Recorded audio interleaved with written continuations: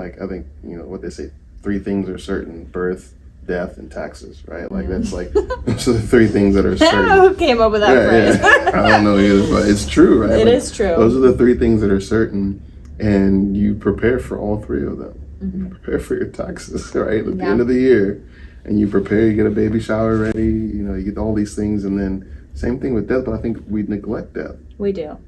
But that's gonna happen. And I think it's just so important that, you know, we honor every phase in life. And I think that's what hospice was really made for by Cicely Saunders. Yes. Right? Yes. And I don't know if you can give a little rundown if you feel comfortable, like, but Cicely Saunders. I mean, so Cicely's our mother, right? She started the hospice movement or began the modern hospice movement. But I joke all the time, which is a really bad hospice joke, but I joke that she'd roll over in her grave if she saw how people view hospice these days, because it is so sad that people, you know, don't want it until the very, very end, when it's like, there's nothing left of this person. Like, I'm taking care of a shell of a human being already.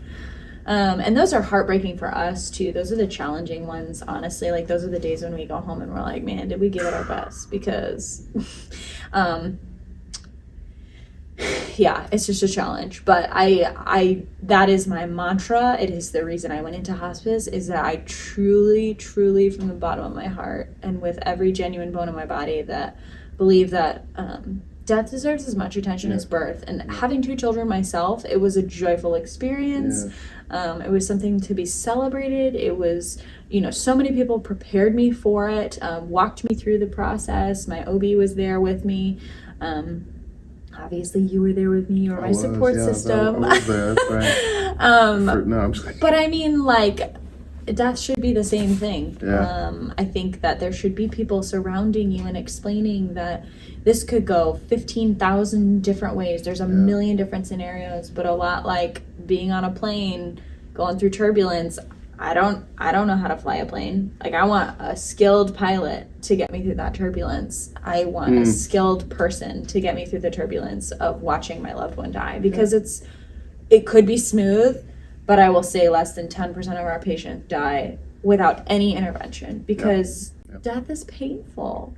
And I think having somebody there to walk with you through the turbulence of what will happen is such a valuable asset. I think it's more, man, I think from, you know, over the years, us seeing families, so many families, I think it's more of keeping the family less anxious. And I think, like, having less anxiety just by knowledge.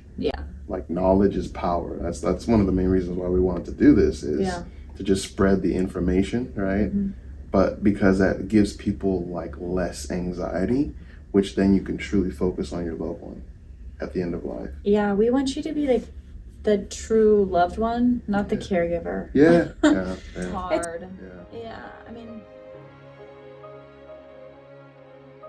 if you're watching this video, this is actually a short clip, and here is the longer clip, the actual full length CarePods video. So please click on it.